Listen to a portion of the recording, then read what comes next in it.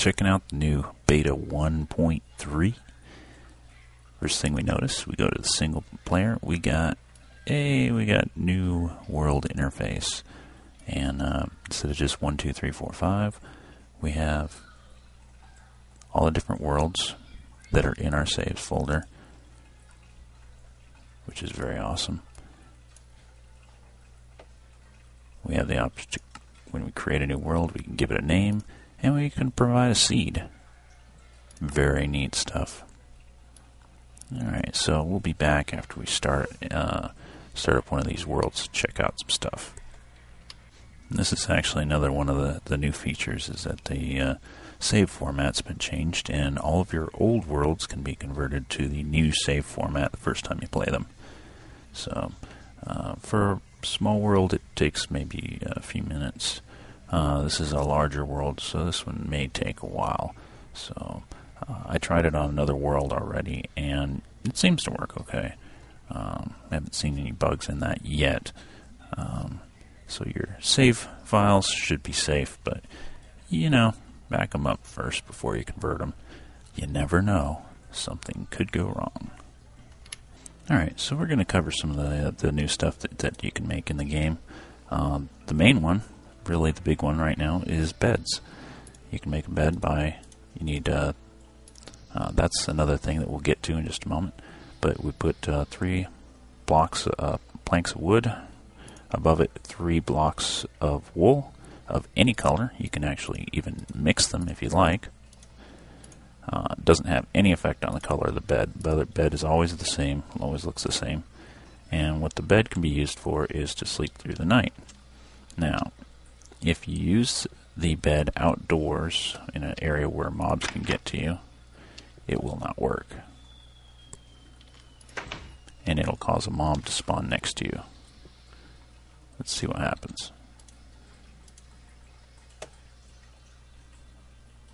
So that's fading out. And, well, I was told that a mob would spawn next to you, but apparently that doesn't happen.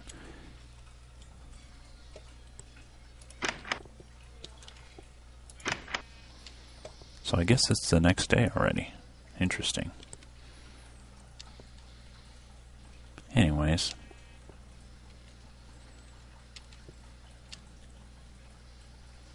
So, that's how the beds work. Let's go ahead and cover the other stuff. Now, there are now 4 different types of half step. There's regular, and also note that the pressure plate only takes 2 stone blocks now, but 3 makes a stone slab. Excuse me. You can also, same thing with the wood pressure plate, takes 2 instead of 3, and 3 makes a wood slab.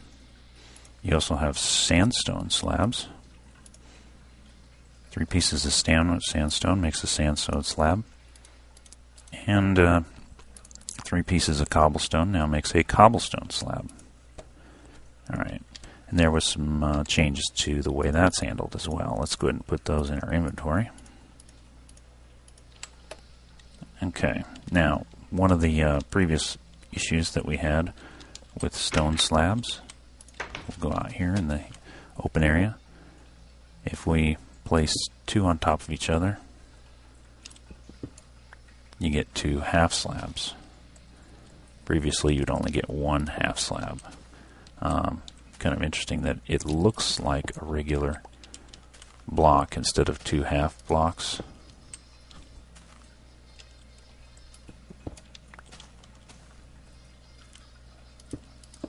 Except for that one. That one still looks like 2 half slabs on top of each other. So, yeah, that's pretty cool.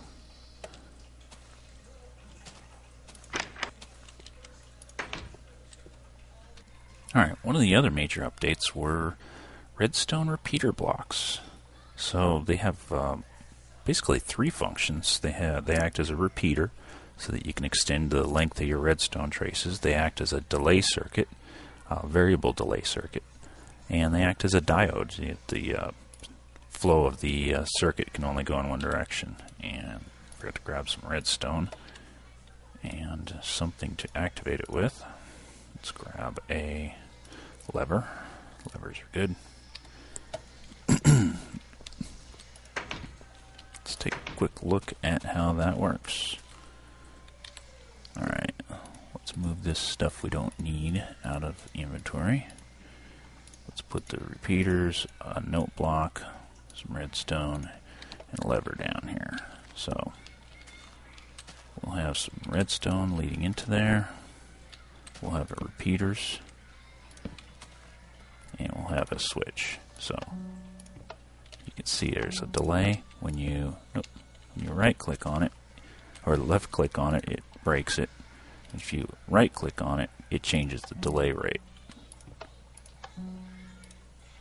And you have a total of 4 different settings. 1, 2, 3, 4. Should be the equivalent of the delay of 1 redstone torch, 2, 3, and 4. So that's pretty cool.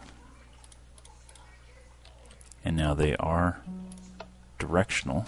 So if we put this one in the wrong direction, oh, my mouse went crazy there.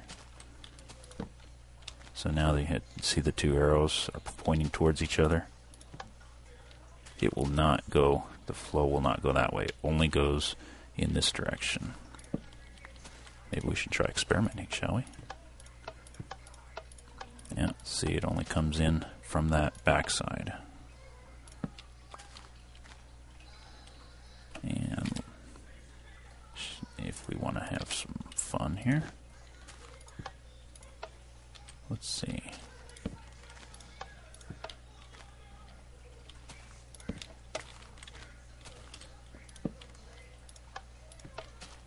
Yeah, it only seems to take the input from one side. Very interesting. What if we put the switch on the side?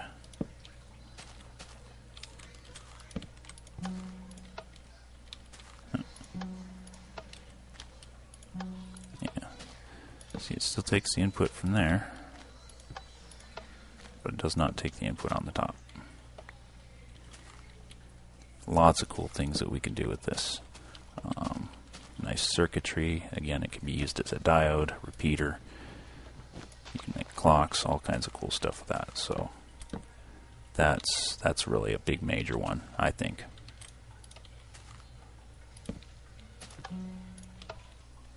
Okay, so some of the other changes have actually been to the interface. We now have a video settings, which is separate. We have the ability to turn on smooth lighting, so you don't need the better lighting mod anymore. It's built in. Let's see. F1 and F3 are now toggleable, so you can hit F1, stays on, hit F1 again. F3 also, you get this, toggles on, hit it again, it toggles off. Alright, F8 also gives you some mouth smoothing, and also in third person mode you should have some visible back and forth bobbing. Actually, that might not work unless I turn bobbing on here. Let's turn that on. Yeah, now you see he actually bobs back and forth a little bit. I don't know, makes me dizzy. Alright, and some other changes were with sandstone, takes less time to mine now, and also sandstone will occur naturally underneath regular sand. Of course, that's going to be in newly generated chunks, so if you've got an existing world, you'll have to go to new areas to find that. And for the most part, there's a few other changes, but for the most part, those are the main ones that that you'll see and be actually using in the game. So let's see. Oh, that's weird. It doesn't switch to the view from the front mode anymore when you do F1. Oh well. Yeah, I think they're planning on adding more camera modes and stuff later on. So, thanks for watching.